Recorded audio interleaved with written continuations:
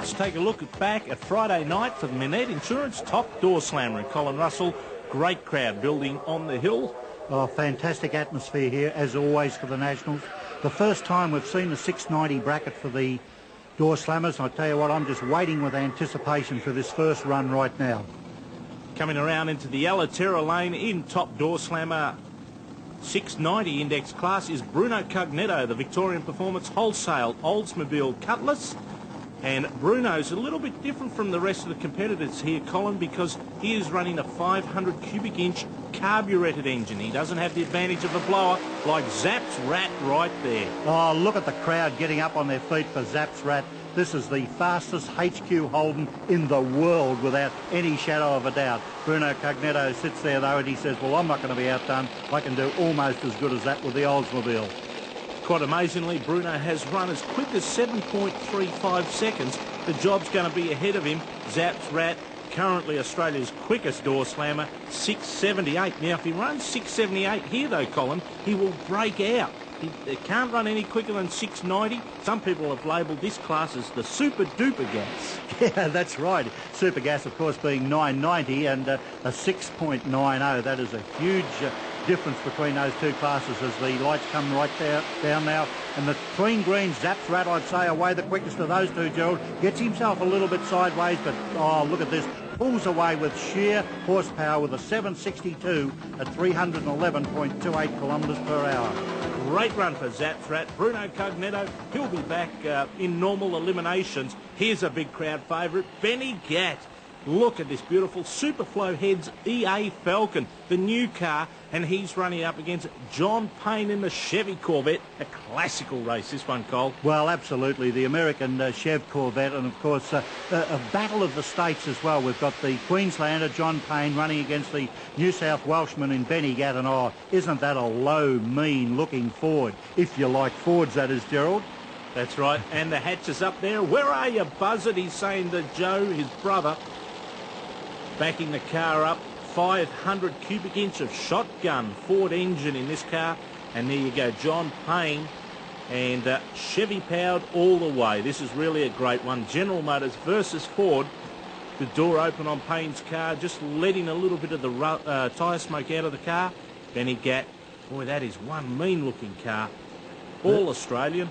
The Gatt guys, the Superflow Heads people, they put these cars together so beautifully, and it is absolutely a credit to the Gatts the way they've got this going. And gee, we saw them last year win probably a trophy for one of their first times for a long time, and aren't they appreciative of a crowd reaction as they come up the line right now, both of them waiting for the clean green.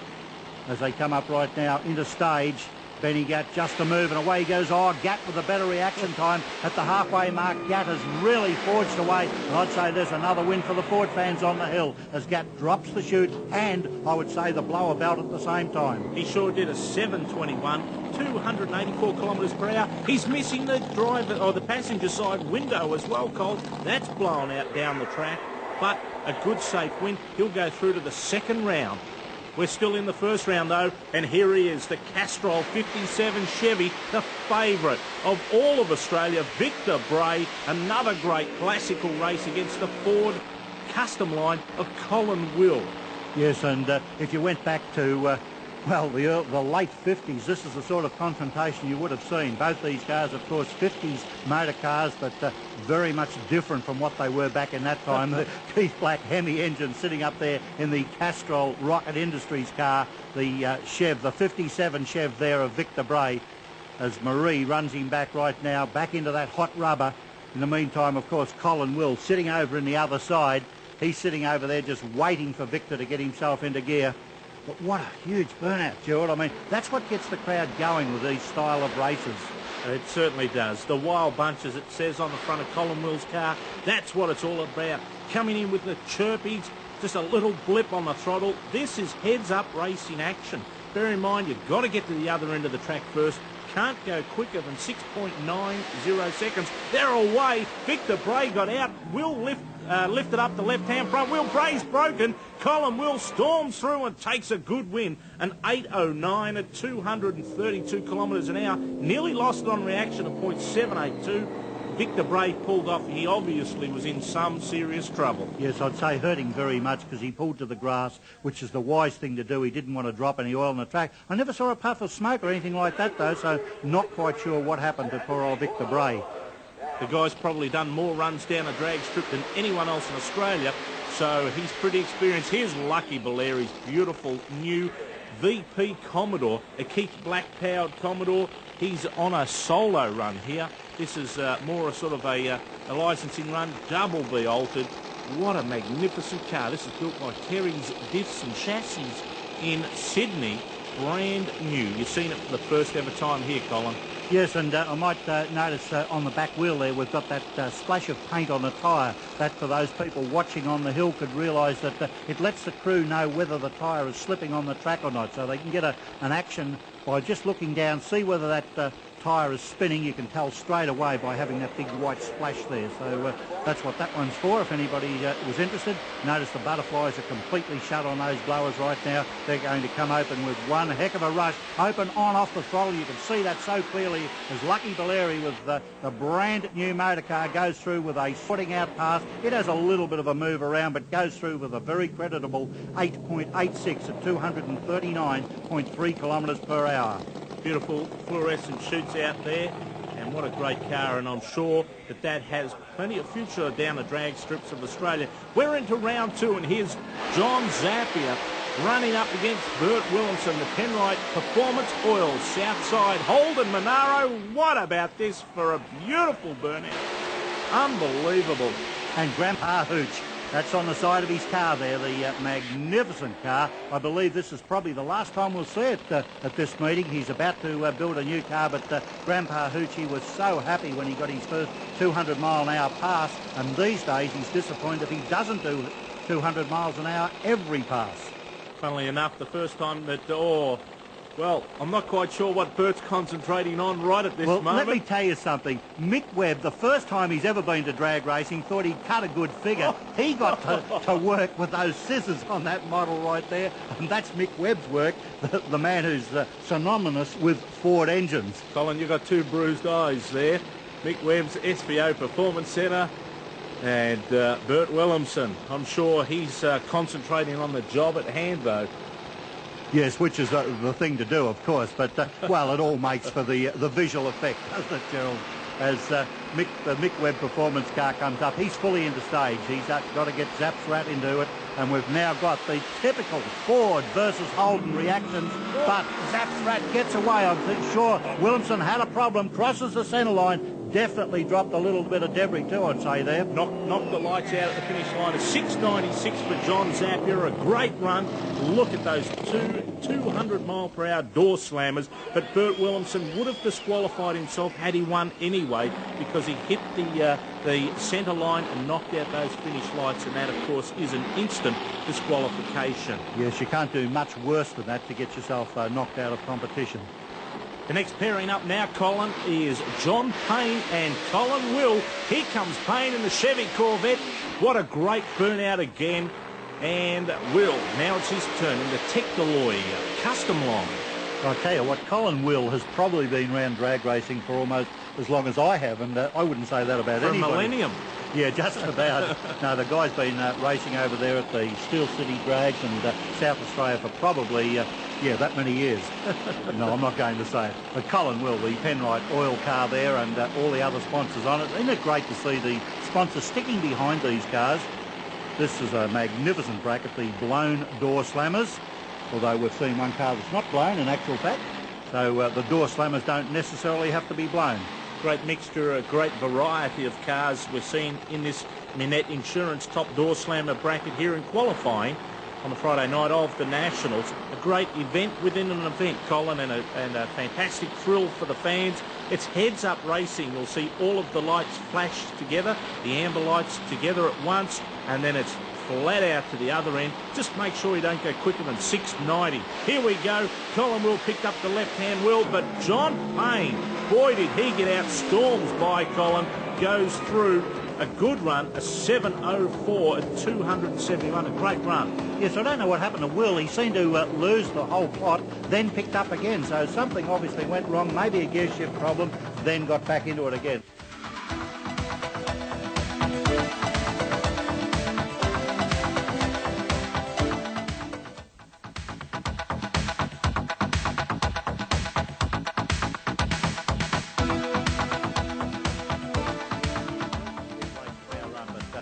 so the two guys that are coming around right now. Benny Gatt, the Superflow Heads car, this magnificent looking Falcon. And I can't say anything more than the fact that that's exactly what it is. It looks absolutely magnificent. It certainly does, and he will be running up against Bruno Cognetto, the guy who, of course, we said isn't driving a blown door slammer. Boy, Benny Gatt's car looks fantastic.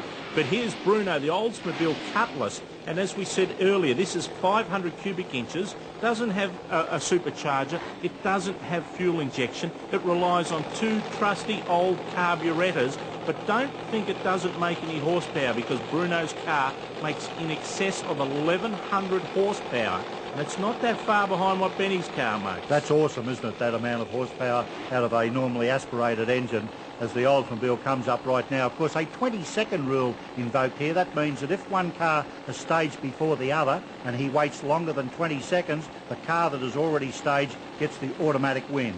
That, of course, is normal drag racing rules. Both cars into the pre-stage. Benny Gatt into stage. Bruno making most of those 20 seconds. The lights come on, and Gatt, I would say, got that by just the merest amount, but he just forges ahead, and he may have dropped a supercharger belt in his last run, but this one is a magnificent run, a 7.06. Oh, so close to the sixes. Yeah. 7.0s. Oh, boy, I tell you what, Joe and Benny would be rapt about that. Amazingly, the parachute running along the ground, it didn't blossom, but a testament to the engineering of that car. It slows down without any problems. Here's George Clasby, the Super Trick engineering Nissan Skyline. We said a variety of cars. Well, this has got to be the world's quickest Nissan, Colin. It's run 6.8 seconds before. Keith Black powered. George is sitting on the left-hand side. Look at that for a burnout. I bet you've never seen anything from Tokyo do that before. Absolutely not. Isn't it amazing the work that Murray Anderson does with these cars and the way this car's going? We've just seen Benny Gatt get into the 7.0s. If anyone can do a 6 in the door slammers at this stage of the evening, this is a guy you've got to keep your eyes on because he's the sort of guy that can get out there and run 6s in this car, I would say. Certainly can. Able Auto Wreckers also helping out. George Clasby used to run in super stock with a Datsun 260Z. Had a couple of different Datsun 260Zs. When he wanted to upgrade his car, he decided to stick with the Nissan brand, and here it is, a Skyline, a HR31 model, similar to what the Nissan touring car team used to run, except for the engine's a little bit different here, Colin. Yeah, a couple more cylinders and a lot more horsepower. Well, George Clasby, he's waiting. He just lumped it as you saw that. He moved it forward and away he goes. He had nothing to prove there. Now, is George going to put on a very stellar run or not? He looks like he's on the throttle, but I'm not quite sure. No, he's off the throttle again, so he's giving nothing away with an 856 at only 166.3 kilometres per hour. I think he's been a little bit cagey there. He's wanted to test it out.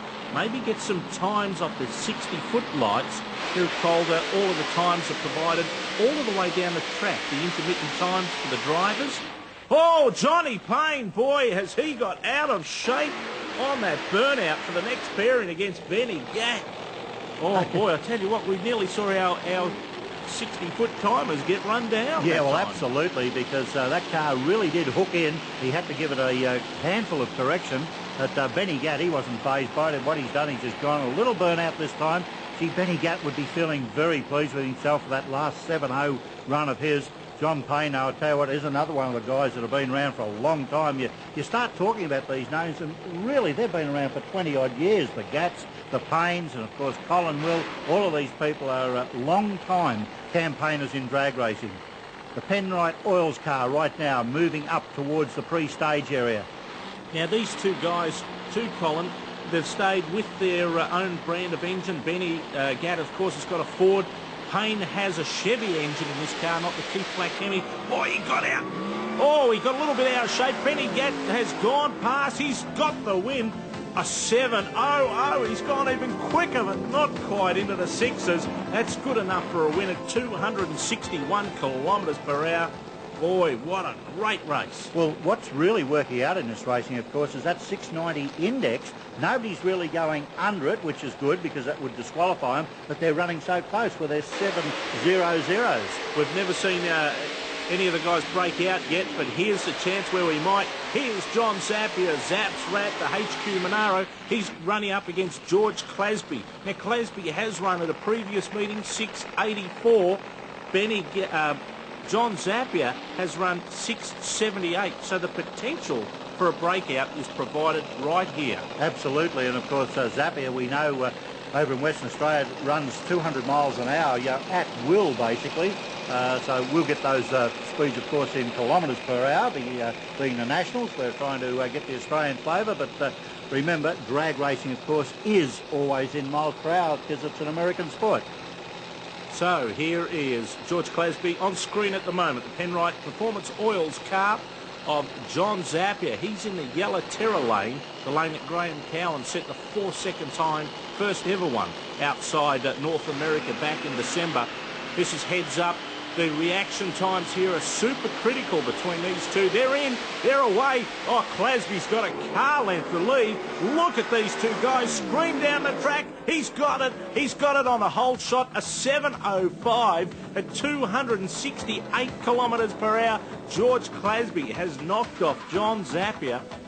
Didn't expect that one, Cole. No, Zappia would be very unhappy because the car really did come on at the bottom end of the strip, but hey, the win's on the board and that's all that matters. Can George Clasby go on right now, because we're right now into the final. The little Nissan, big engine though, runs up against the Ford, still running the Cleveland style motor. Not that I think there was too many 500 cubic inch odd Clevelands around.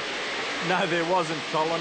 Not many at all. But here's George Clasby and Benny Gatt into the final of Manette Insurance, top door slammer, and what a great race this will be. A lot of prestige, Colin, a lot of money. Well, without a doubt, this is the sort of racing that we expect to see from these top door slammers. As you said, a race within a race where you've got, they're qualifying for tomorrow, but they're also putting a race in amongst themselves. Clasby with the Super Trick Radiators car, the engineering balancing car. That car is probably the quickest Japanese-bodied car I think that we've seen around. Certainly, I would say within the world almost, the world's quickest Nissan. Andrew Clasby just out in front. George's son, Benny Gatt, backing up the Superflow Heads Falcon. This is going to be a pearler of a race. The final, as we said, of the 690 index bracket. And as we said, a lot of money and prestige up for grabs here. It's heads-up racing. Make sure that you don't go quicker than 690. Make sure that you get to the other end first as well. Benny Gatt, he slapped the whole shot on him, Colin. He's going to storm through first. He's broken out. He's run a 6.81. Clasby's taken the win. Well, I tell you what, Benny Gatt will not be unhappy because he's broken out. That means that he's run the best he's ever run in that car.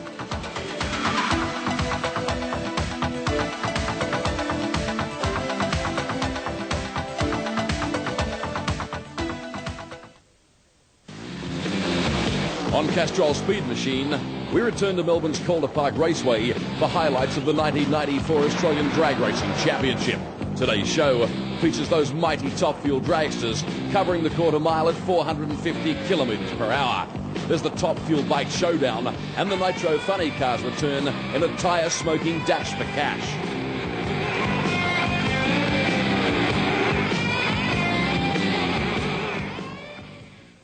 Yes, the 28th running of the Australian Drag Racing Championship should be quite a show. Coming to you from the nation's fastest quarter mile. In fact, you could almost refer to Calder Park Raceway as the 4-second super track. Last year, this event attracted in excess of 70,000 spectators, and all indications are that record will be broken here again this weekend. Many of the spectators are here in force to see whether, in fact, Sydney's Graham Cowan can run another 4-second pass. Steve Betts now joins me, motorsport manager from Calder Park Raceway. Can he do it? Yes, I think he can. I think he can put a string of 4-second times together, David. But the big question this weekend is Graham's already run 4-second times. Can he run 300 miles an hour? And that's what we're looking for at Calder Park this weekend. He's obviously going to be facing some fairly stout opposition. Yes, he's got some pretty tough competitors. Young Wayne Missingham, Charlie DeFilippo, Robin Kirby are all going to put up a heck of a fight for this top fuel bracket, because the Nationals is just not any old event. It's something that these guys really want to win. It's a beautiful Christmas tree trophy that they've all been racing for many years. No, it's what drag racing is all about. There's no two ways about that. And for the first time on the show today, the junior fuelers. Yeah, the little junior dragsters, where we have children from 8 years of age up to potentially 16 years of age, racing in the new ANDRA junior drag racing category, and that's a brand new concept to get young kids involved in the sport, and we've got 11 of them here this weekend, and they're going to have a ball. A great idea, the junior fuelers. In fact, you could describe them as drag racing stars of tomorrow. Let's now have a look how the top fuel cars qualified. Very big crowd at Calder Park Raceway. Weather conditions almost perfect. First pairing now in top fuel qualifying sees Victoria's Robin Kirby against the comeback kid in many respects, Wayne Missingham from Sydney. Gerald McDornan now joins me in the broadcast box. Wayne Missingham very fortunate to be racing a car at all. He certainly is, because at Eastern Creek Raceway just over a year ago he had a major accident. Great to see him back at the D&D Racing Top Fuel Dragster out of Sydney. And this car is equipped with all of the up-to-date equipment, the triple element carbon fibre rear wing neck. There's Robin Kirby on screen. He's Australia's most improved racer over the last 12 months. No doubt about that. Has improved a great deal.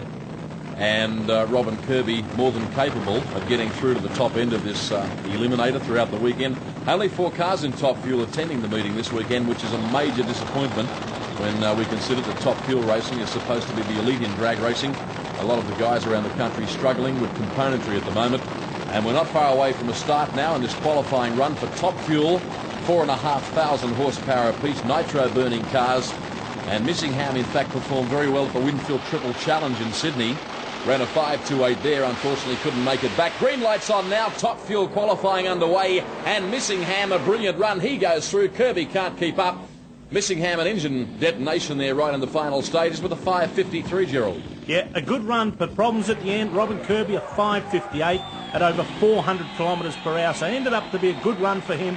But here he is, the forefather of Australian drag racing, Graham Cowan, running up against Charlie DeFilippo. The crowd at Calder Park Raceway, and indeed crowds at racetracks right around the country, really warming to Graham Cowan. He's the man that ran the 4-second pass here a couple of months ago, created history in national drag racing, and in your own words, Gerald, really has pushed the sport forward 5 years. He has advanced it to the state, the level that it is in the United States of America. Charlie DeFilippo, his son Darren there, the Western Automatics car.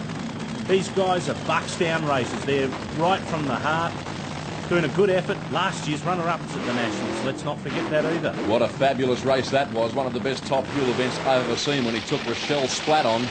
Splatt obviously winning that, but obviously we're talking about past history as Graham Cowan now reverses back in the Rocket Industries Yellow Terror top fuel car. I'd like to say respectfully, he's got plenty of resources behind him, Graham Cowan, a very professional crew, and the crowd love him here. They really do. The Aussie Raider came back to drag racing last year and came back in a big way. Charlie DeFilippo. The helmet says no fear, and that's what you've got to have to be in one of these cars. No fear at all. You better believe it. They'll be approaching top speeds of just under 500 kilometres per hour when they get to the top of the quarter. That is the plan anyway. Bearing in mind, of course, we so often see top fuel races go wrong simply because these cars are so volatile.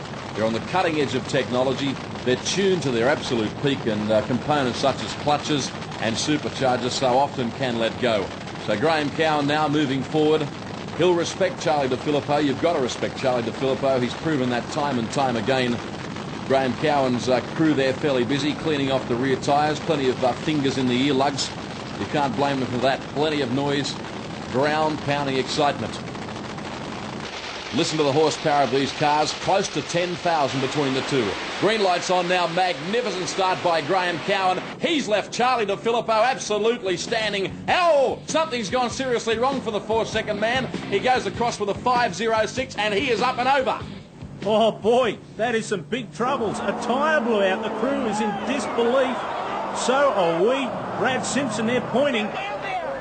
Boy, this is a scary moment. Pandemonium down there, Gerald. Lots of concern from the crew. Graham Cowan will be okay, though. That was really a slow-motion rollover. We'll try and get the Castrol Liquid Engineering replay for you. It looked to me as though he had an engine explosion. A big flame belched out of the left side of the engine and melted the tyre. Let's look at it again. This is the back view now, courtesy of Castrol. Graham Cowan's gone a brilliant run. He got through with a 5.06, and you can see for yourself the left tyre has exploded in no uncertain terms. Watch again here. What do you think, Gerald? Yeah, definitely a tyre. The flames that you saw, that's normal for one of these cars. A slow rollover. You see the back half of that car also breaking off. That's what they're designed to do. Gee, the car's not looking too good. But the word is that Graham Cowan into the ambulance is A-OK, and that's the main thing. Yeah, Graham Cowan certainly is okay, taking the opportunity to get some liquid refreshment. A nasty one, but he emerges unscathed. The race car, I'd suggest, will not be back today. We'll take a break and come back with Gerald McDornan and Graham Cowan.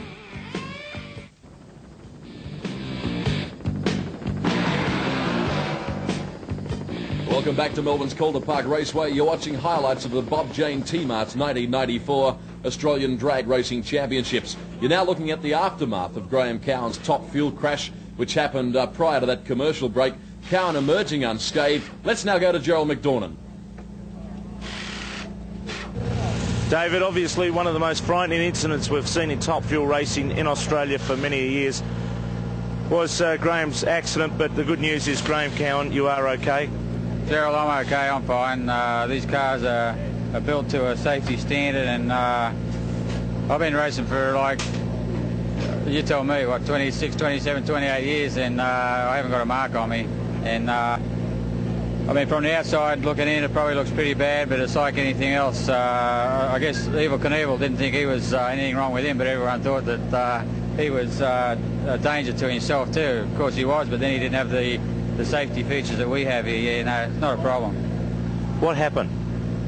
Mate, I don't really know until we see the tapes, but I mean, the car was moving pretty good there. I think we were on a 501 or whatever, and 280 odd mile an hour. And I was about to get on the chutes and made a sudden move to the right, and I knew it blew a tyre out, but I don't know why it blew a tyre out. The motor's in good shape. There's some people saying something flew off the car, maybe a piece of body or something, material went through the tyre, I'm not sure. But this is not the end of this. Yes, indeed, great news. Graham Cowan confident he will be back, perhaps not this weekend, but in the very near future. Now moving along to top fuel bike qualifying, one of the most exciting eliminators in drag racing, and that man on screen, Bill Curry, as you just saw, emerged quickest in qualifying. Gerald McDornan now joins me back in the commentary box. A huge crowd here, well in excess of 50,000 people, and these top fuel bikes, they're plenty brave, these guys.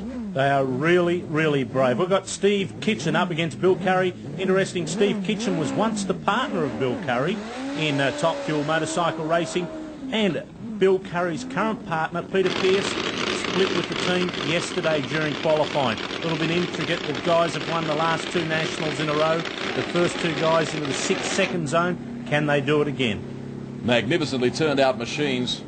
Big speed. They'll cover the quarter mile in a touch over 7 seconds. That is Steve Kitchen reversing back, looking a little reminiscent of Darth Vader out of Star Wars, attired in his black racing gear.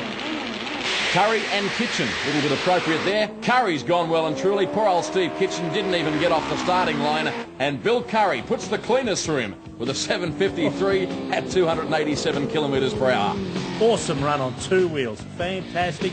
Bill Curry hopes to win his 5th Nationals. Mark Getty now to take on Peter Allen. Mark Getty on the excessive force Harley. Peter Allen also on excessive force Harley.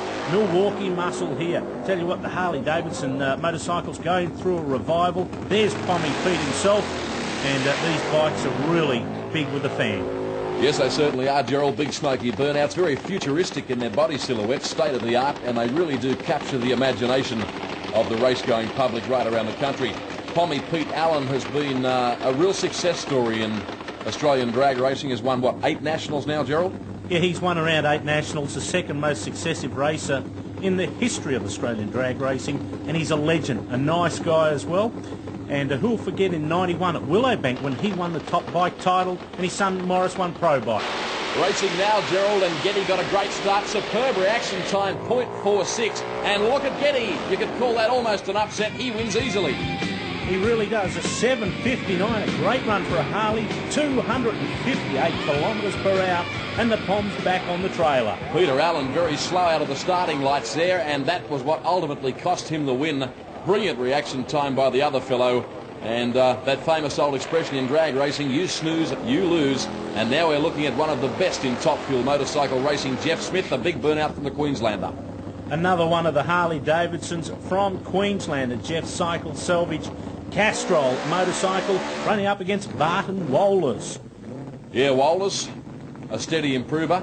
fairly mediocre burnout from him by the standards laid down by Jeff Smith, who's got some assistance there by way of a couple of different reverse gears. And he moves himself back into the staging area. Jeff Smith, always one of the hard chargers here. He'll be tough for Wohlers to get around. He really will. The Harley-Davidson performing exceptionally well. Heads up racing. We certainly are, and it's all Jeff Smith. Wohlers looking very wobbly and very twitchy off the line. Jeff Smith blasting away with this one. He gets the horsepower to the racetrack. Wohlers was flying when it was all over, but Smith emerging victorious with an 8.35, and the crowd certainly enjoyed that one. And now, Gerald, for something different. Junior dragsters on the program for the first time. And what a tremendous idea this is to see the young kids getting involved in drag racing at a very young age. And the specifications and the costs of getting involved in these are not very expensive, as Graham Cowan, the legendary driver there, oversees the operation. Great to see him back out on the track and looking at these junior dragsters. Andra recognised the need for kids to get involved with the sport on their own level. And David, to get involved with junior dragsters, all you need to do is call them. You certainly do. Call Andrew, the governing body of drag racing, on 08363 2888. Brian McLaughlin makes a big run down the outside and wins right on the line. A bit of fun, a great idea. We're coming back with another great idea. Nitro Funny Cars.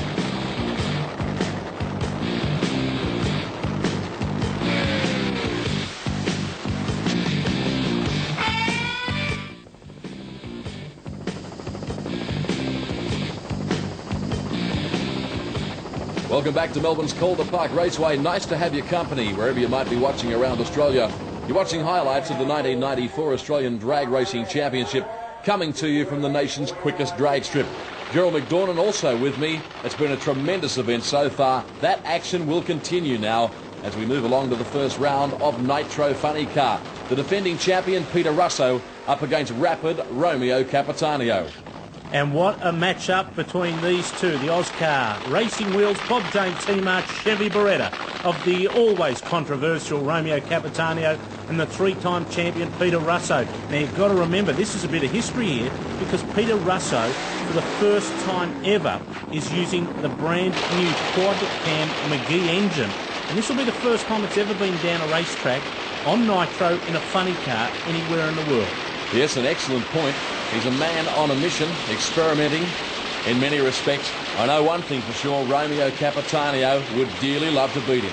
He really would. Russo took a title off him a couple of years ago. He wants to get it back.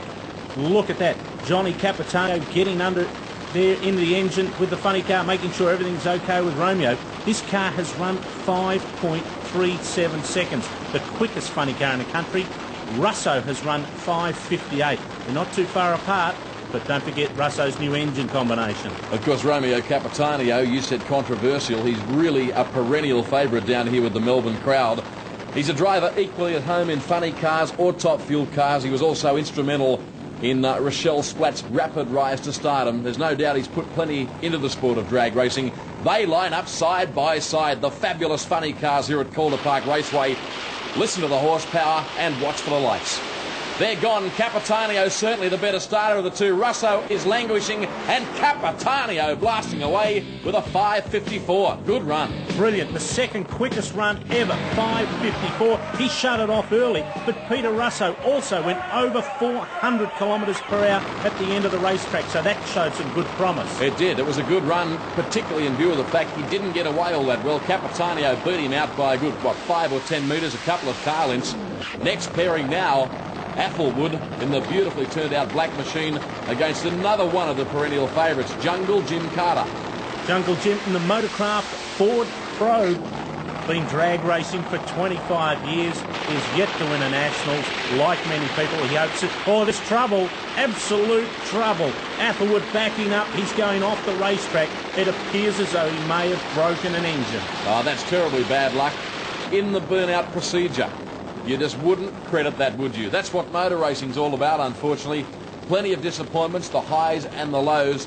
That means that Jim Carter, the Victorian driver in the Motorcraft entry, will effectively run a solo pass, which means if he gets to the other end of the racetrack in one piece, he'll automatically advance to the semi-finals. A fire now on the ground for Ron Applewood. Nothing serious. Let's hope The marshals do see it though. No one on the scene at the moment. They're on the other side of the race car. You'll find that extinguished very quickly. Terribly bad luck for him. He had enough common sense to reverse off the racing line, if you like, to eliminate any potential oil problems on the racetrack, the drag strip. Yeah, there's the marshal now extinguishing that fire, and Athelwood will be devastated. He really will. These guys are bucks down races. They do it on wages. A great job to come to the races, but it's all Jungle Jim Carter, the Motorcraft Ford Pro. Here we go. Green light on for him. Carter getting the horsepower to the racetrack. Good run. Winds it up all the way through. He blasts through a 6:05. Oh, great run. 408.4 kilometres an hour. He's in trouble. No parachutes down the other end. On Castrol Speed Machine, our cameras move to Melbourne's Calder Park Raceway for drag racing's big one, the 28th Australian Drag Racing Championship. On today's show, the 2,500 horsepower top alcohol gladiators take centre stage. Dragster versus funny car in the ultimate quarter-mile showdown. And the stars of Superstock return in a tyre-smoking battle of the brave.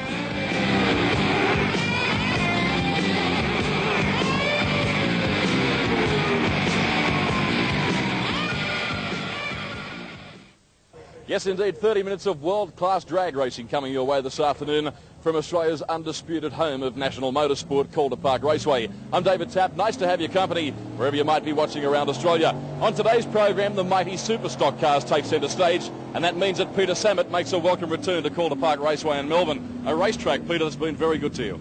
It certainly has, David. We won this event last year, and certainly in the back of our minds we're hoping for a repeat performance. This race car is very much on the cutting edge of technology. I've said that time and time again on this program. Just how much faster can this race car go?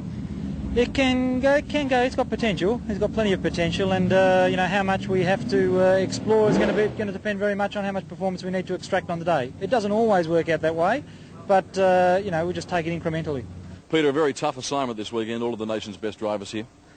Yes, certainly, David. It will be difficult enough just to qualify for the field. It's a 16-car field. There are many more entrants than that. Some people won't even make the 16-car field, and you know, to take it from there to win is certainly a big step. And we're just hoping we can have a repeat performance. All right, Peter Samet, he'll certainly be a tough man to stop here this weekend at the 1994 Nationals. Supporting the Superstock on the program, the 2,500 horsepower top alcohol cars. Let's now check how they qualified. The qualifying battle in Top Alcohol Eliminator has been nothing short of breathtaking. As you can see, the Queenslander Steve Reid on top with a 5.99 second run. He'll be tough to beat this weekend. A big crowd in attendance, and one of the men responsible for that is Bob Jane, and Gerald McDornan is now with him. The future of drag racing in Australia looks extremely bright at the moment, and I'm sure that the Nationals is just going to keep growing along with it here at Calder Park. That's right, and it's still... Drag racing is still a bit of a secret. It's a secret to some extent. The television have just recently discovered it in the last 3 years or so. It's a secret to certain motor racing people who are perhaps discovering it tonight. And it's a secret to a lot of people who have never been here.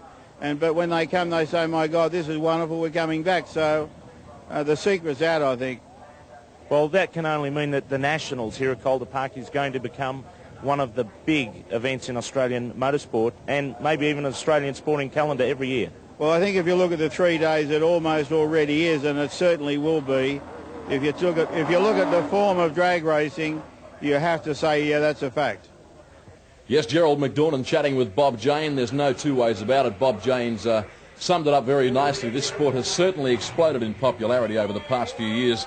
As those pictures indicate, pretty close to 50,000 spectators here at the racetrack for what will be drag racing's night of nights. Jeff Burnett and Steve Reid now set to do battle in the first pairing in Top Alcohol Eliminator. For mine, one of the most improved categories in national drag racing, providing tremendously competitive racing. Gerald McDornan now joins me in the commentary box. Do you agree with that?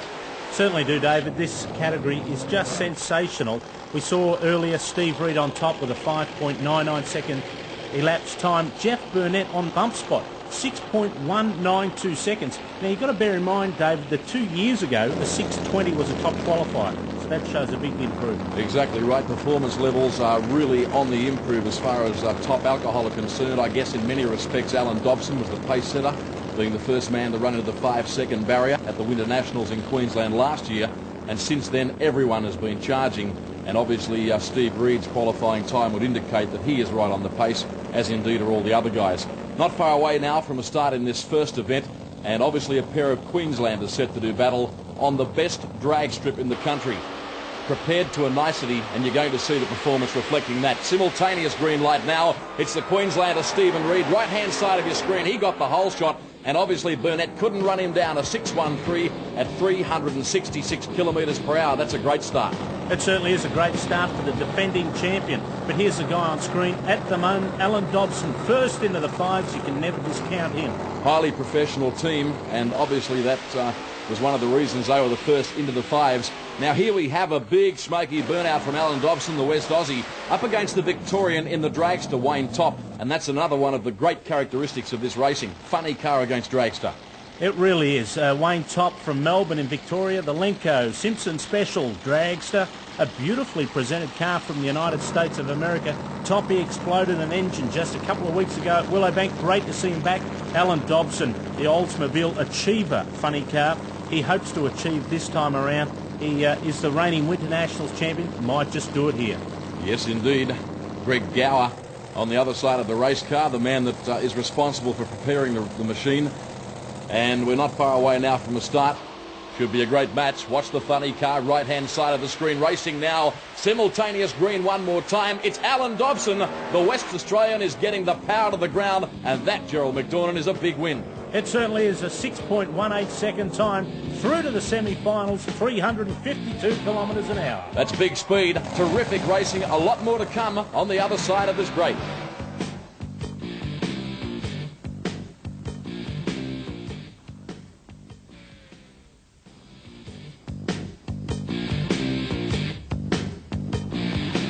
On Castrol Speed Machine, you're watching highlights of the Bob Jane T-Marts Australian Drag Racing Championships, coming to you from Melbourne's Calder Park Raceway. Tremendous atmosphere here as we continue with the top alcohol action in round one. This time it's another Steve Reed, the Englishman, up against former national champion Gary Phillips. Gary Phillips qualified second with his best ever, a good 6.04 in the Aussie Bananas dragster. But the Pommy Steve Reed's not going to let him go. He's European champion and reigning Australian champion. He certainly is. He's raced on more continents over the past couple of years than most drag racers in the world. Always comes down under to contest the big meetings. And he is in fact the defending Australian top alcohol champion, winning the crown at Sydney's Eastern Creek Raceway last November. A thorough professional, qualified fairly dismally by his standards in 7th position, and he's got a lot of work to do here if he hopes to drive around Gary Phillips. He really does, David, but Gary Phillips is always on the ball. Steve Reed, I had the opportunity to drive this car last year. It's a great car. It can do the job. Certainly can. We're set for a start. You always have been different, though, haven't you? Racing now, a great battle between the two dragsters. The Pommy is winding it up now and getting across the asphalt very quickly. And what a ripper. A 6.25 at 350 kilometres per hour. Amazingly, Gary Phillips has actually gone quicker and still got beaten. All won and lost on the start line. Amazing race. It really is. This is now the final pairing in round one of top alcohol. Another beauty coming your way, and another confrontation between funny car and dragster. That man on screen in the Dodge Daytona is Queensland's Steve Harker against the New South Welshman in the dragster Stan Tyndall. Tyndall's an ex-world boat champion in drag racing on the liquid quarter mile.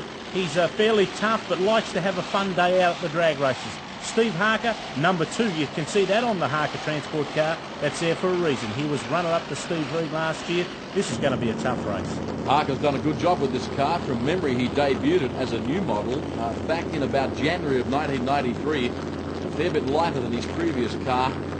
And he is always one to be respected, Steve Harker, the proprietor of a big transport business. Loves his drag racing, very serious, very professional. You can see that the way the car's turned out. A good battle here though, Gerald. It really is going to be a great battle here between Harker and Tyndall. Don't forget Harker's car, of course, is powered by the McGee quad cam engine, an Australian design, so a little bit intricate there. Yes, produces plenty of horsepower, all of which comes courtesy of a 528 cubic inch engine. We are racing now. Harker and Tyndall are side by side. I think the dragster got there. That's the way it's turned out.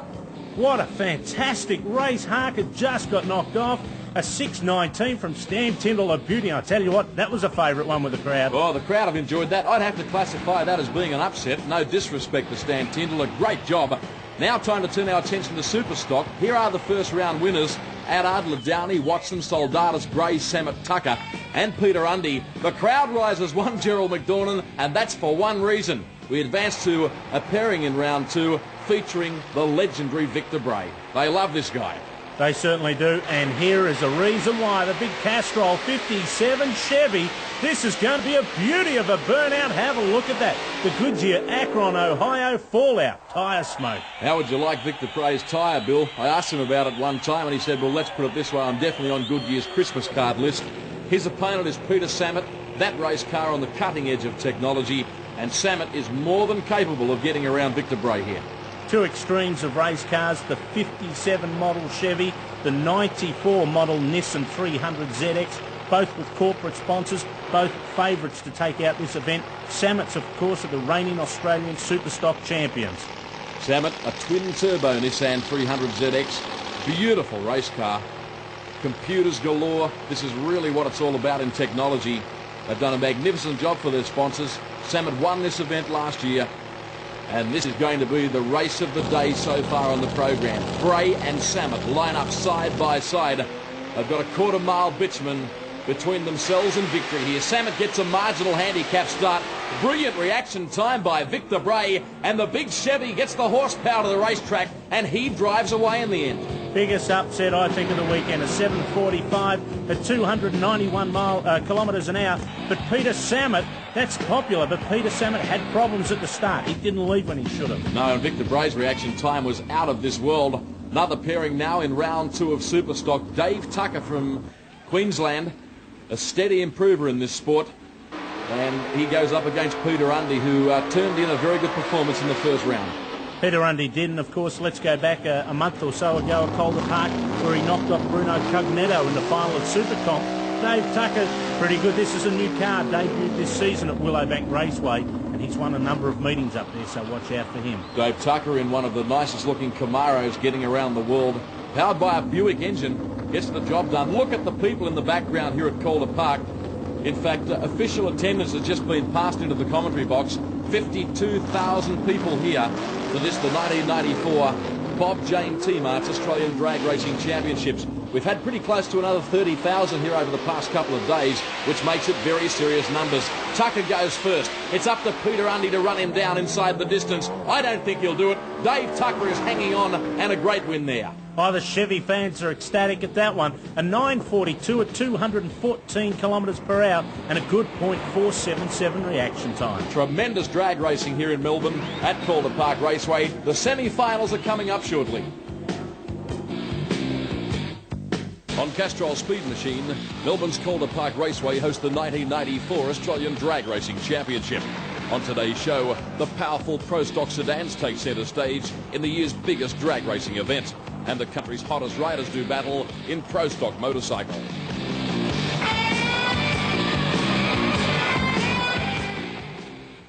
Welcome back to Melbourne's Calder Park Raceway for our continued coverage of the 1994 Nationals. There's been some sensational drag racing action so far, and you can expect more of the same on today's program. Pro Stock sedans, there's no doubt about it, one of the most competitive eliminators in national drag racing. A fellow that can verify that is one of the heavy hitters in that category, Tony Wedlock. A perennial favourite down here and a track that you always do very well at. Yes, the facility here is fantastic. Calder Park crowds are always good. We really enjoy racing here. You must be very proud to be a part of Pro Stock Sedan, a category that are going ahead in leaps and bounds. Well, in my opinion, I think we're one of the most go-ahead brackets in drag racing at the moment.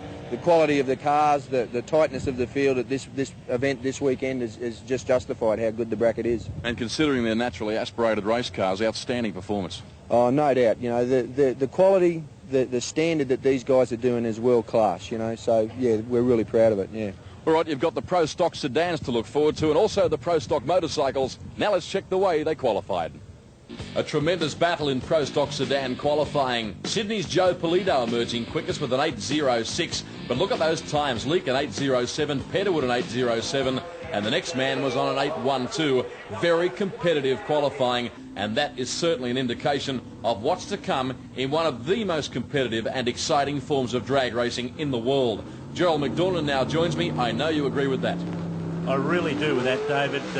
Pro Stock Eliminator, a brilliant class. The man on screen at the moment, Joe Polito, the winner of the Crow Cams Australian Drag Racing Review Pro Stock Shootout. Bonus check, $400 for top qualifier. Peter Ridgeway on screen, just new. We saw him in January run Pro Stock for the first time. Watch out for him. Yeah, Ridgeway is not doing a bad job at all. Beautifully turned out car. This is the first pairing in round one. And your magazine, Drag Racing Review, doing a terrific job with drag racing, Gerald. Keep that up. Obviously well and truly involved with the Pro Stock sedan guys. You just saw me talking with Tony Wedlock, the Queenslander. He's at the helm of it, making it all happen, doing a tremendous job. Here we go now, Polito on the right-hand side of your screen in the red car. Racing now. It was a pretty good start too. Polito now side by side with Ridgeway. Look at this for racing, will you? They hit the line. You can't separate them. Polito got there by an inch with an 8.17. Absolutely brilliant. Just 5/1000ths of a second separated the two. The parachute hasn't come out on Polito's car. What a race. Fantastic. That is why this is one of the best categories getting around. Heads up start. It's real motor racing, side-by-side stuff, and you can expect the same here. Former national champion Hans van Dyke, the Victorian, in that beautifully turned out Commodore, up against Tony Wedlock, the Queenslander. State of origin drag racing. This is going to be a beauty. Who will ever forget 2 years ago here at the Nationals, the first round of competition, these two guys paired off. At the finish line, there was 1/1000th of a second separated these two. Fierce rivals on the track, great mates off the track. Wedlock actually had a problem with his gearbox a while ago. I was talking to him before the start of the meeting, and the first guy to go and help him was Hans van Dyke. Watch the racing here. The Commodore on the left-hand side of your screen of Van Dyke. Racing now. Wedlock got the front wheels up off the racetrack. He's doing a good job, though. He's got it all together. Van Dyke coming down the outside. Oh, great stuff. Wedlock got there. An 8.17 at 266 kilometres an hour. The reigning champ out in the first round. Two brilliant races straight up. And you think my co-commentator's not enjoying this? McDornan's smiling like a carpet snake in a fowl house. The big action continues. We've got Robbie Tucker on screen. The beautiful Robbie and Janine Tucker Oldsmobile Cutlass Supreme from Queensland. And there on screen, Bruce Leake, the Thuma and Leake Olds Cutlass from Queanbeyan. Yeah, from down near the nation's capital, and hasn't he improved? He's had a terrific season, Bruce Leake. Up against Tucker. This one will be a closey too. Make no mistake about that. A capacity crowd here at Calder Park. Weather conditions brilliant. Well over 50,000 spectators here for drag racing's night of nights. You would not believe it. Tucker has red lighted. He's going to waste a great run. Look at him out in front. It's all to no avail. Leake gets through. Would have got it too, but an 8.18 for Bruce Leake at 268 sees him go through to the semi-finals. Yeah, not the way that Leake would have liked to have won. Really on the bad luck, obviously, by the other driver, Tucker. Next pairing, Jerry Parente against Kim Petterwood. This is another one where they should be inseparable. It really is going to be a close one, but with Kim Petterwood this weekend, he has from the United States of America a guy by the name of Joe Lapone out helping him. Lapone ranks in the top 10 in the US and has for the last 15 years. So he's got some great help on his side. But Jerry Parente and Peter Schaefer, very hard to beat at any time in the Performance Techniques Castrol Camaro. The South Aussie driver, Jerry Parente, lines up against Kim Petterwood in the lifestyle entry. Obviously, Petterwood hails from Queensland. You've seen a lot of Kim Petterwood on the program in the last couple of months. Commands respect. You wouldn't credit it, would you? I put the mocker on the guy. A red light by him. Well, what a shame. We've had two cracker races to start proceedings and then two red lights in succession. That means Parente takes the win. An 8.38 at 260 kilometres an hour, but that's drag racing. That's what it's all about. And the fans are having a good time. That will continue as we now move into Pro Stock Motorcycle on the other side of this break.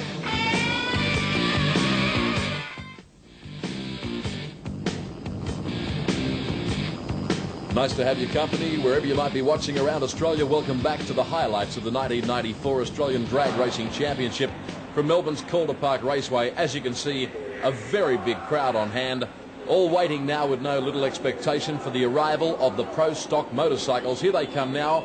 First round, first pairing. Scott White, that rider on screen, and his opponent will be Les Donnan, and Donnan's a guy that needs plenty of respect, Gerald.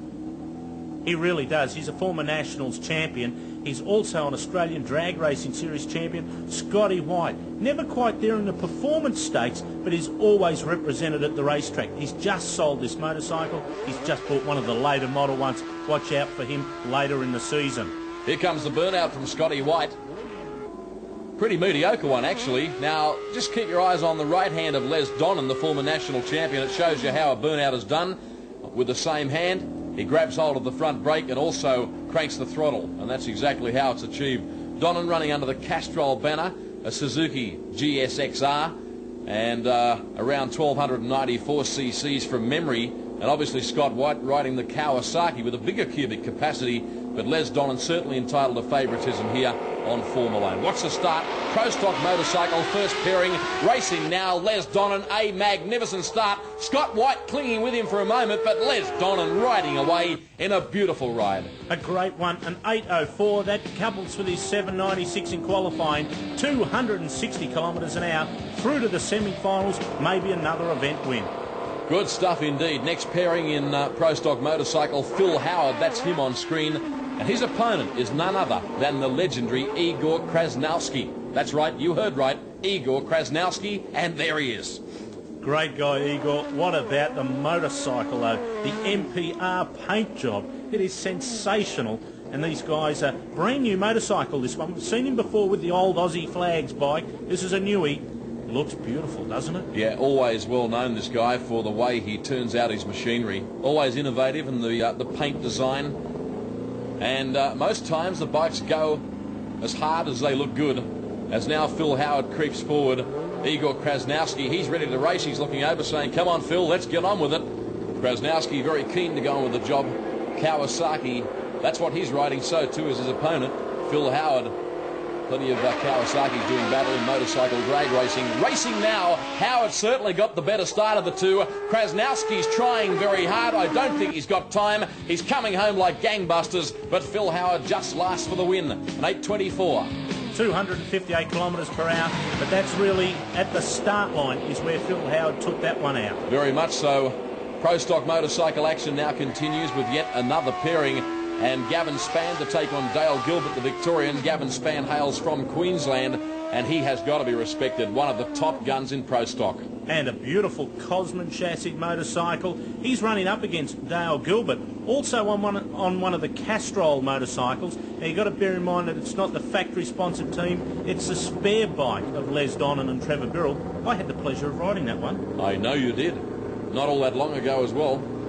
And you kept it all together in one piece, which the owner was eternally grateful for as well. And surprised. Yeah, and very surprised. So Gavin Spann on the left-hand side of the screen racing now. He got the front wheel hiking off the ground, Gavin Spann. He's got it back down now. He winds on the throttle. He runs away with it. Bad luck for Gilbert. But Spann was just too good and a great time. 8.08. A really good time. An 8.08 at 258 kilometres an hour. Dale Gilbert not quite there.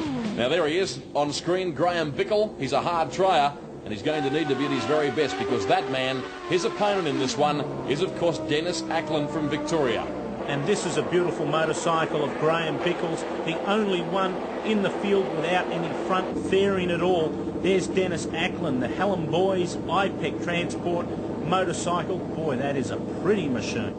Yes, nicely turned out motorcycle, Suzuki. Waiting for the start now. The start is imminent. Green lights on. Dennis Ackland. Oh, a great start by him. Got the whole shot well and truly. He's going to win this one by 50 metres riding away. Across the strike, Bickle couldn't keep up. An 8.25 at 255.8 kilometres per hour. A great reaction time of 0.52. As we now go to Gerald McDornan, who's chatting with Tony Thornton. David, with me is the National Director of the Australian National Drag Racing Association, Mr. Tony Thornton. Tony, welcome back to Calder Park, the Nationals. It's a brilliant event, isn't it? Certainly is, Gerald. This is the third year we've been here for the Nationals, third year in a row. Everything we hoped for the Nationals by putting it in one place has happened. I think the decision was justified, and if you just look at the crowd on the hill behind us, it's just getting bigger and better every year. Also, the entries have risen. There was a rise of over 33% in competitors at this year's event compared to last year. So the sport is not only booming with spectator-wise, but also competitor-wise. It certainly is, Gerald. I think it's significant that there are people here from Darwin. It's not quite an easy trip for those guys. There's also 16 vehicles, cars and motorcycles, and also well over 250 people here from Perth. That's another benefit of people being able to plan a long time ahead for the event, and we're pleased to have everybody here. We can safely say there are vehicles here from every Australian state. There are people here from all over the world coming to the event. It's great.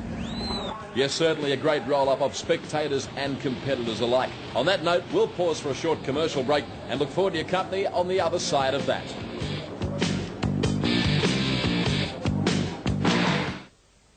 It's getting to the exciting time of night, Colin. We're into the semi-finals competition eliminator. On screen at the moment, Ray Walker, the little B dragster, all of the way down from Queen Vianne, and he's going to be running up against Greg Ballott's fabulous altered from Queensland. And what about the crowd, Cole? Oh, look, this is a grand final football crowd. There's got to be 50,000 people there, Gerald. There's not far off it. The small block B dragster, Ray Walker, returned to the sport just last year after many, many years away from it. Hey, I tell you what, he's done a hell of a good job. This is Graham Silk's former car, Greg Ballot. That's a terrific looking little altered. He's from the Darling Downs Drag Racing Club in Queensland.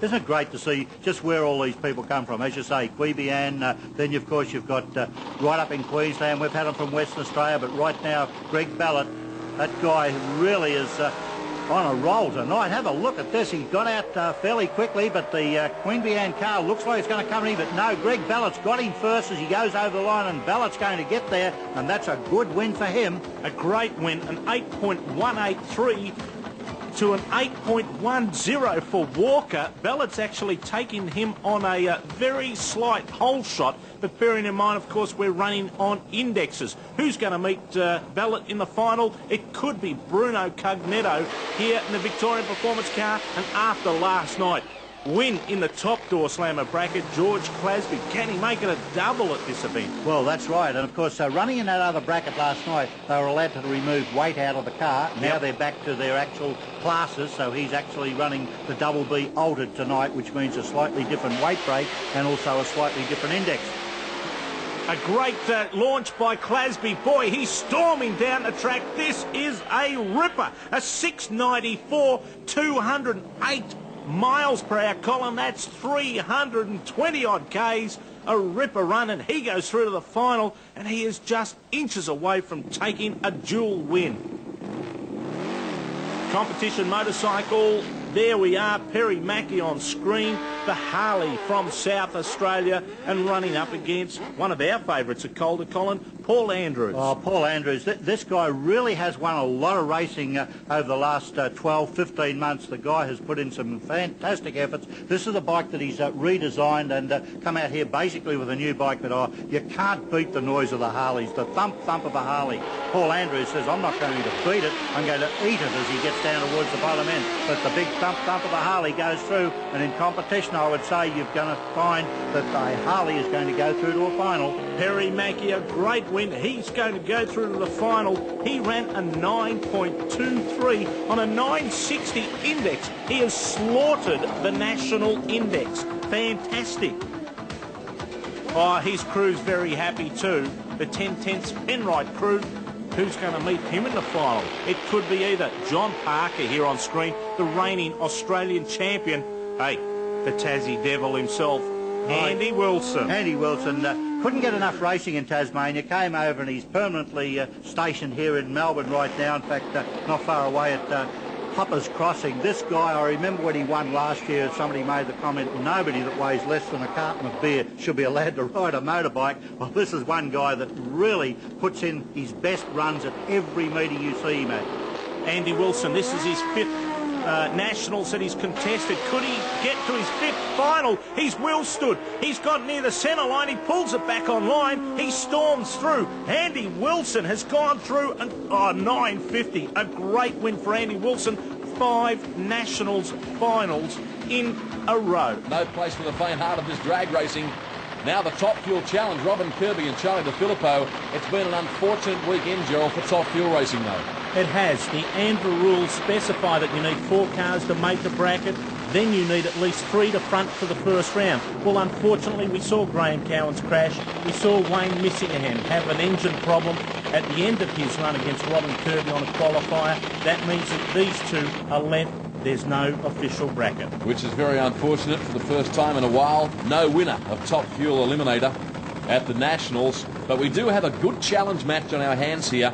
The organisers, the promoters here at Calder, have been able to get Kirby onto the racetrack with Charlie DeFilippo, the two Victorians. They're pretty evenly matched in performance stakes. And it's a good idea, and it should go right down to the wire. Yeah, both these guys have run in the mid 5-second range. Charlie DeFilippo a 5.48. Robin Kirby a 5.52. Heads up drag racing again. 10,000 horsepower underway at Calder. It's DeFilippo. It's DeFilippo. An unexpected onboard barbecue for the Victorian. Lots of flame shooting out from the race car. Kirby was well and truly beaten there, by the way, but our focus of attention is very much on the flames belching from within the car. Not too much to worry about there. The safety safari out onto the track to make sure he'll be okay. And it appeared as though he broke an engine, stuck a conrod out through the side. But now with these cars, they have a safety blanket underneath. All of the oil is contained in there. That's on fire. That'll be put out very quickly. Yeah, there's the marshals now on the scene. They're very, very rapid here at Calder Park. DeFilippo out of the car. He's saying, get around here, lad. This is where the fire is. And obviously you're talking big dollars when you see flames coming in and around a Top Fuel race car's engine. Here's the replay now, courtesy of Castrol. Watch the car on the right-hand side of the screen. Boom, up she goes. Yeah, that was really on a march, that car. Got the half track in 3.28 seconds. That would have run a low 5-second run. Bad luck, though. Yes, bad luck indeed for DeFilippo. Fortunately, he emerges unscathed. Crowd were concerned there. No need for concern. It was really just one of those things. Second round now comes your way in Top Fuel motorcycle. And beautiful pictures on screen at the moment. Bill Curry, the party time Kawasaki, the reigning champions here at the Nationals. Boy, they've got some great pushback through there, David. Nicely turned out motorcycle. Bill Curry, he's the man to beat this weekend, no doubt about it. He top qualified. He's been the man at the sharp end throughout the weekend. It's been a magnificent 4-day drag racing carnival here at Calder Park Raceway in Melbourne, the home of the Nationals. I said at the top of the program, last year this event attracted well over 70,000 people. Well, tonight here alone, there's 52,004 people. A big night. Watch Bill Curry. He's on a solo path, horsepower to the ground, and the motorcycle gets it all together. He's doing a nice job over the handlebars. Doesn't look comfortable. In fact, none of them do on these Top Fuel bikes, but he gets home with a 7.54. 304 kilometres an hour. Boy, you need a lot of manlyhood to ride something like that, don't you? You sure do. More from the handlebar heroes. Getty returns, so too does Jeff Smith. Heads up, Harley Davidson action, the excessive force. Harley of Mark Getty from South Australia there. Beautifully turned out machines, both of these motorcycles. Jeff Smith, boy, that thing's got plenty of potential. They've both enjoyed a good weekend. That's why they're here in the semi-finals. Pretty reasonable price tag for one of these Top Fuel motorcycles. Not a cheap form of motor racing. Gerald has alluded to the fact that this is heads-up start conditions. In other words, no handicaps. They'll both leave simultaneously. And for mine, that is the best type of drag racing. Not far off a start. Here comes the horsepower from the handlebar, guys. It was Getty on the right-hand side of your screen that got a good start. Smith's winding it up now, and he runs down the outside in a miraculous win and takes it with a 7.74. 289 kilometres per hour. You saw the lean, those guys pulling them back on track. And we've got more coming from the NITRO boys on the other side of this break.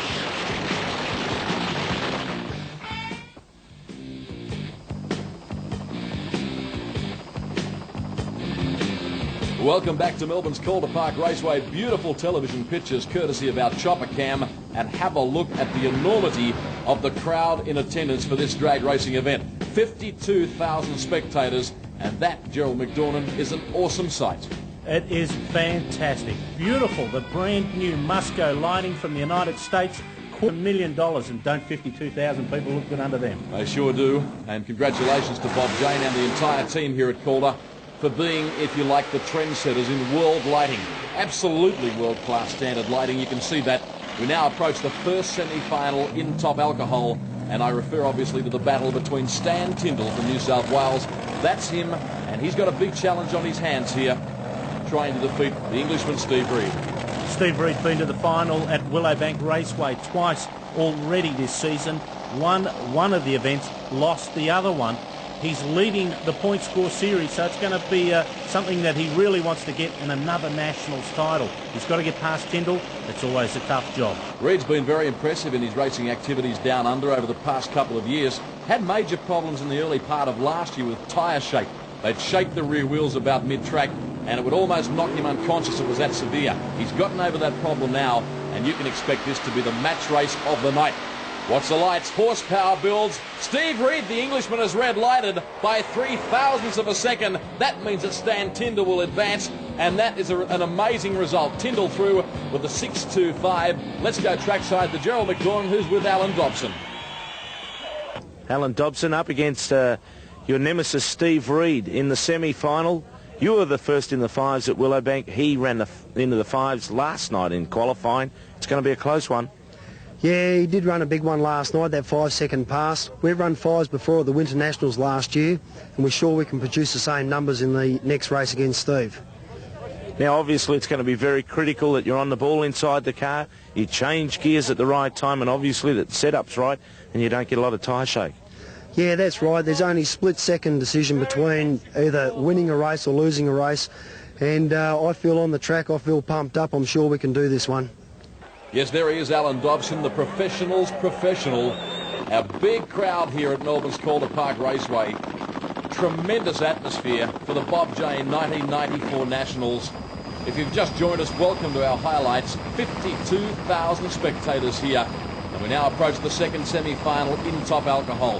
A pair of funny cars and a pair of the nation's best drivers. Steve Reed, the Queenslander, against Alan Dobson, the West Australian. And Gerald, this one will go right down to the wire. Oh, it really will, David. Jim and Steve Reed, a great burnout. Alan Dobson, the Castrol, achieve a funny car. He's going to put in a good one too. Bearing in mind that these two guys are the first into the fives. Alan Dobson at Willowbank for the Winter Nationals. Big, strong burnout there. And then Steve Reed yesterday came out in top qualifier with a 5.99 from the old Atlas funny car. When these two rockets leave the launching pad, you're looking in excess of 5,000 horsepower between the two of them. They'll cover the quarter mile in about 6.0 seconds, maybe even faster. They'd both desperately love to run into the fives again. Beautifully turned out machines. The crowd are really on edge. You can sense the anticipation here. Plenty of crickets all over the racetrack too, just quietly. But listen to the horsepower of these cars.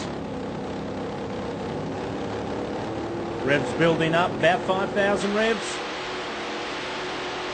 Waiting for the start, watch the lights. Racing now, good even start. Oh, Dobson got just a little out of shape. He now straightens it up. They're side by side. Door handle to door handle at Calder. The Queenslander got there, Gerald. Oh, great racer. 6.08. Alan Dobson a little bit off track. Looking at the replay. What about this from the air? Aerial view, courtesy of Castrol Liquid Engineering. You can see Dobson getting out of shape there, Gerald. A great drive by him. It certainly was to keep it on track, but Steve Reed just got there. He goes through to the final, maybe two in a row. Yeah, second year in a row for him. Congratulations, commiserations to Alan Dobson, who will be devastated. Now the semi-final, first semi-final in Super Stock Eliminator. That's the Victorian Paul Adard you're looking at. And, gee, I can't believe the Super Stock cars. Tremendous value. The spectators love them as well. They really do, because they can identify with these sedans. Dave Tucker on screen, the Pacific Performance Camaro. He's running B modified production, the A-Gas Pontiac Trans Am that we saw at Paul Attard. He's going to have to sit and wait and let Dave Tucker go. This is going to be an interesting one. They've both done fairly well. They qualified in 10th and 11th respectively for the meeting. We've gone through the first two rounds and here they are. Probably a little surprised, both of them. And it's going to go right down to the end of the quarter, this one, and I'd suggest in a manner that we could only describe as being very close. You're looking now at Dave Tucker, sensational looking Camaro. Wouldn't you like to have that parked in your garage at home? And here we go racing now. Super Stock, first semi-final. Handicap goes to Dave Tucker. Can Attard run him down within the distance? I don't think so. Tucker got a brilliant start. He's hanging on. Attard's now flying when it's all over, but it is all to no avail as Dave Tucker goes through. Under the national record, a great run, 9.42. A really good run by Dave Tucker. World-class drag racing from Melbourne's Calder Park Raceway, a world-class drag strip. And the crowd again have gone up because Victor Bray returns to the quarter mile. There he is, Victor Bray, in the Castrol Chevrolet. I think probably the most popular drag racer in the country.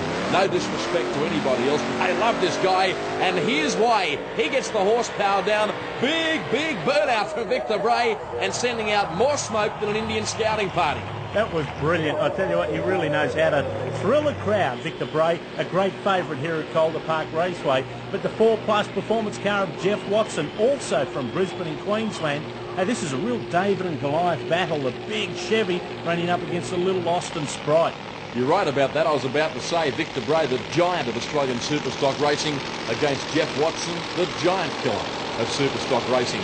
Jeff Watson was successful in the recent Australian Drag Racing Series Grand Finals, held at Eastern Creek Raceway. He can do the job with this little car, make no mistake. You've got to watch this car, watch the left-hand front wheel. He will pick that up and carry that almost the entire length of the quarter mile. This car virtually 3 wheels all the way down the track. Victor Bray getting ready, running double V gas this weekend. Got a little engine in, only 438 cubic inches. Set for a start. 52,000 Victorians here at the racetrack are right with Victor Bray in that Castrol car. Look at the little Sprite, though. He's romping away. I don't think Bray can do it. He can't. Oh, a brilliant one, an 856 at 250 kilometres per hour in an Austin Sprite. That's got to be the world's quickest Sprite. Ah, the giant killer. He's got home. He's into the final, and that's coming up very soon.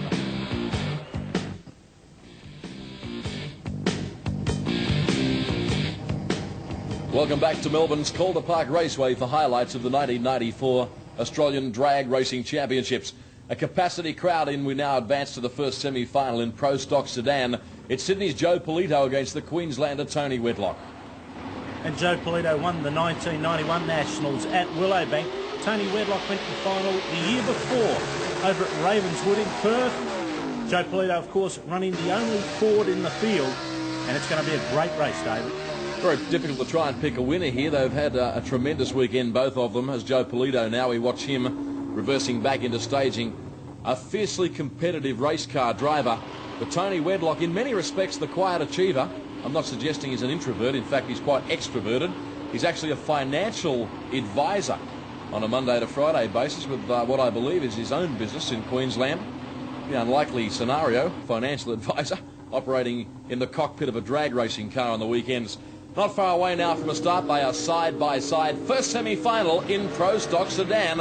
And racing now. Wedlock possibly got the better of the start. He is in front by a couple of metres. The Sydney side of Polito is mowing him down as they get towards the top of the quarter. But Wedlock survives an 8.14 second pass. And that will be a popular win.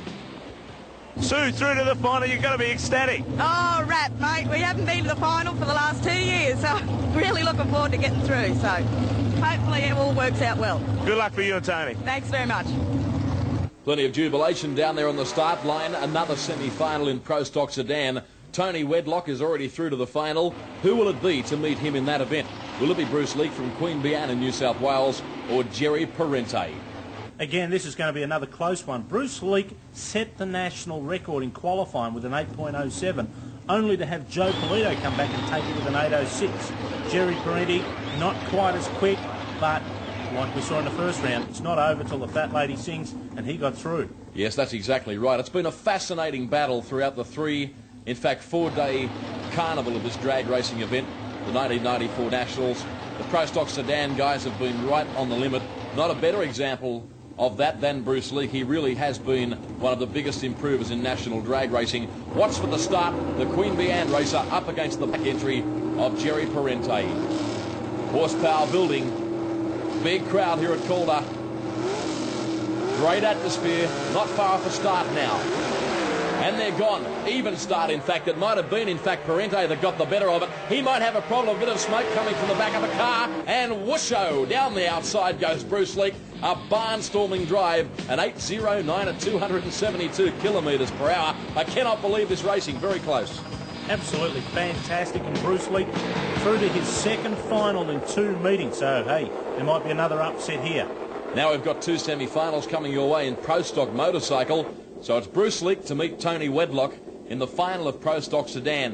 What will the outcome of this qualifying session or the semi-final be as far as the Pro Stock motorcycles go? Les Donnan receiving some last-minute instructions there. He's mounted aboard the Suzuki, waiting to go into battle. Now, there's a lot of psyching out goes on here when they get to the start line. Of course, they've got to make sure they stage correctly. They've got to have enough heat into the tyres, and then they've got to wait for their opponents to come into stage. Nice burn out there from Donham, making sure that that Goodyear Eagle tyre is nice and sticky. When they come into stage, of course, David, they bring the revs up on these motorcycles to the limiter. They basically sit somewhere around 12,000 revs before they drop the clutch. And they've got to make sure that they're right on that limit before the green light goes. Yeah, that's exactly right. When the clutch flies, so do they. You're watching Les Donham close up. Concentration personified on the Christmas tree lights.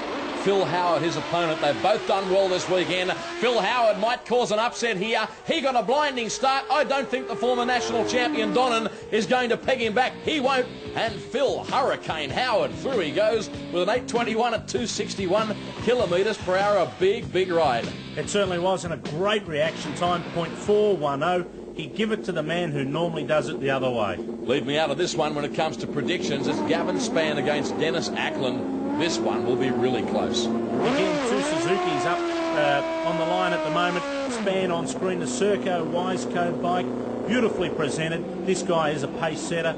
Dennis Ackland, this bike is new to him this season.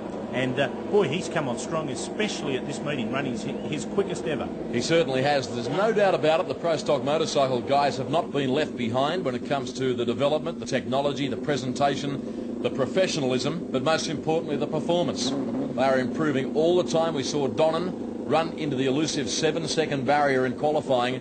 Obviously, he was defeated in the previous run by Phil Howard, so that's all history now as Gavin Spann lines up beside Dennis Ackland.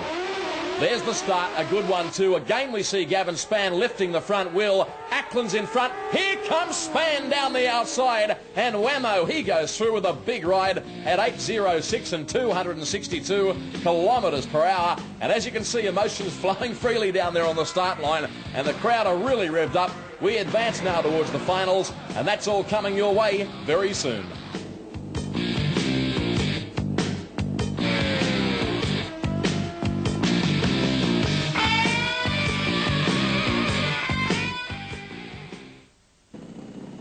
Competition motorbike final. There's Perry Mackey, the 10/10ths Penrite. Harley Davidson from South Australia, and on screen we said before the Tassie Devil, Andy Wilson in his 5th Nationals final in a row, Colin. He's only been to 5 Nationals. Been to 5 and been in the finals 5 times. Like, you don't get any better record than that.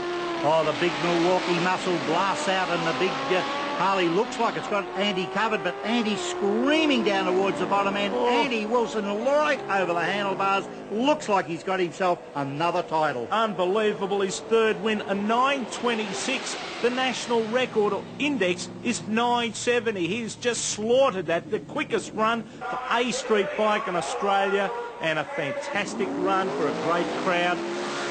Now, Colin, competition eliminator. Here we go. We're on indexes as well. We just saw comp bike. Oh, Clasby's got problems. This is the sedan version of the bikes. Competition eliminator. Clasby's got problems. Oh, gee whiz. Yep. You know, look at it. There's oil everywhere on the track. Oh, golly. You know, this guy's done 6s tonight. He's done everything right. Greg Ballard, of course, hey, he come down. He wanted to win the Nationals. He's going to do it very easily. He'll still drive the car out the back door, hopefully, put on a show for the crowd, see what sort of a time he can do, because he was on an index. A good one, an 8.43, a good win. He's gone too. The car's in troubles, but a well-deserved win. He still had to get through the huge field at the Nationals. Well, he only had 8 seconds left in that car, is what you can say. And George Clasby and crew a little bit dejected, but the crowd show their appreciation for a fine effort from all of the competitors. Into the final of Super Street with Peter Forte sitting there in his Cortina. Dials in with an 11.38. Beside him, we have Ennio Morocco in the Morocco Brothers car, Gerald. I believe it's dialed in. 11.51, Colin, and this is going to be a great race all of the way down the quarter mile. Super Street Eliminator. It's between 11 seconds and 12.99. This bracket Here we go, away, a good leave by both drivers, Colin. They're going to run side by side down the quarter mile. Forte's out in front. He's going to go through. Has he taken a win? No, Peter Forte has broken out by 0.05 of a second, 11.337. The Morocco brothers will be absolutely ecstatic.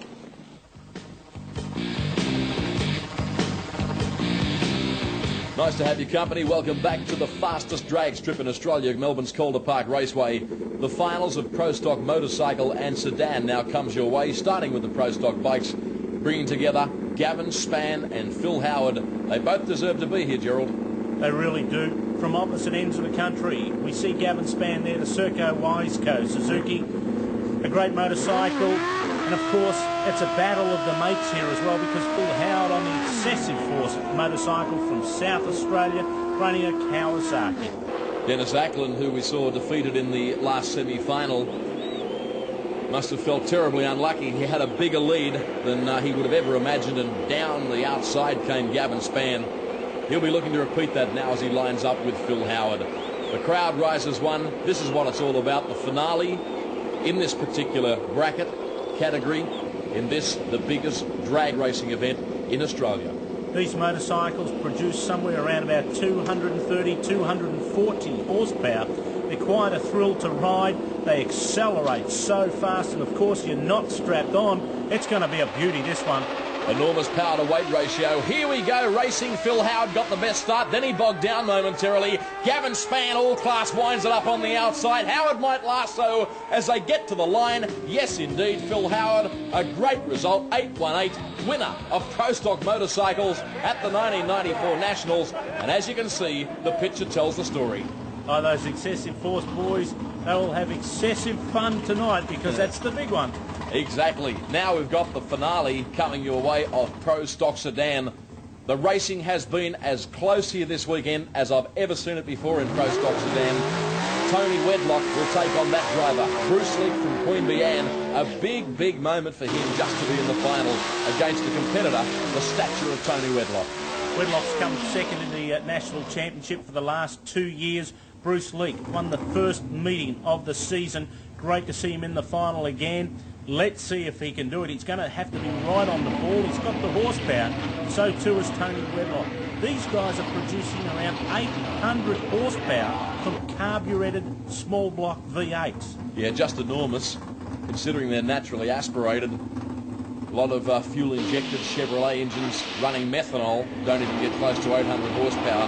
They've done a tremendous job with the development of these race cars. We're set for a start. Wedlock for the Queenslander, right-hand side of his screen against the New South Walesman, and we're gone. Wedlock certainly won the start by a couple of metres. Who will it be? Their half-track. Wedlock's in front. Leak storming down the outside when it's all over, but it's Wedlock. He's the national champion, and an 8.09 pass, and a sensational weekend of motor racing. The finals of Super Stock and Top Alcohol now coming your way. Trust you've enjoyed the highlights so far. In coming weeks on the Speed Machine program, more highlights coming to you from this great drag racing event. Check your local guides for that, and we obviously look forward to your company then. In the meantime, though, it's the Super Stock final, bringing together Jeff Watson, the man you just saw defeat Victor Bray in an upset, up against Dave Tucker, who has done a magnificent job to be there. He really has, and this is the exciting time of the night. The gold Andrew Christmas tree is up for grabs, the National Championship. This is what grown men cry about, David, and this is really going to be a big one. Jeff Watson, again, the giant killer, running up against Dave Tucker. These guys have big battles up at Willowbank Raceway in Queensland. It's going to be a big one here because it's all on the line.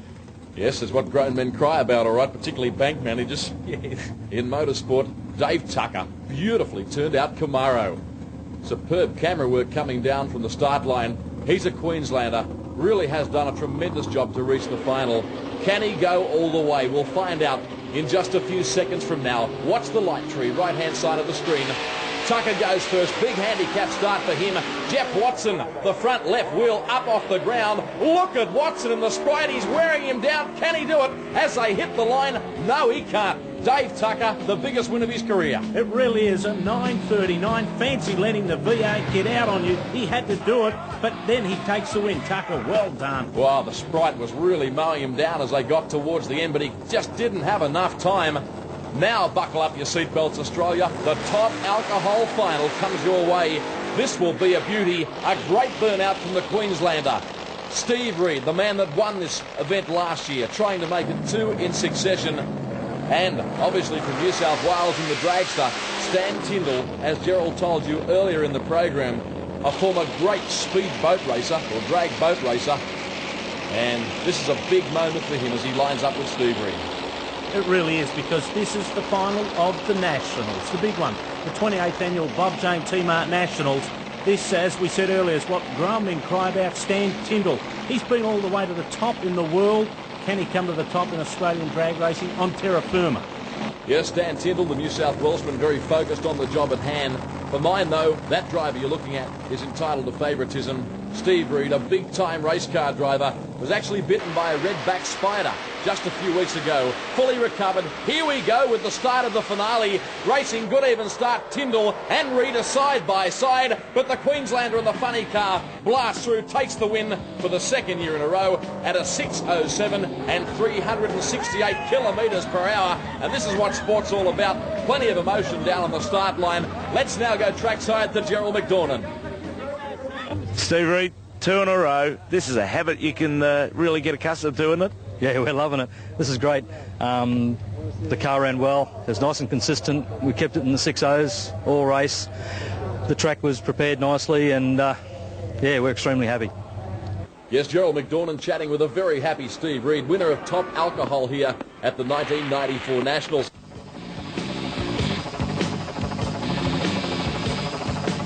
Welcome back for World Championship Drag Racing comes your way. We now approach finals time in Top Fuel motorcycle and also Nitro funny car.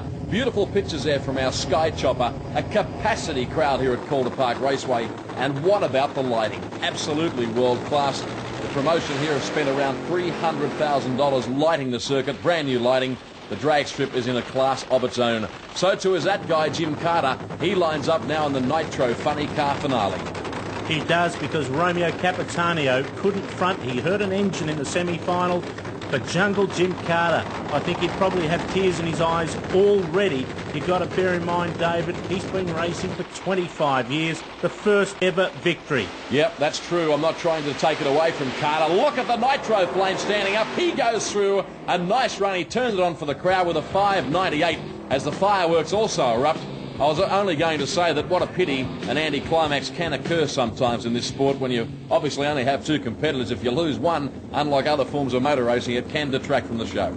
It can, but Jim Carter put on a great show, the Motorcraft Probe. We're now into the final of Top Fuel motorcycle, and we've got the Harley-Davidson of Jeff Smith from Queensland running up against the 4-time champion, the party time bike of Bill Curry. Should be a tremendous race.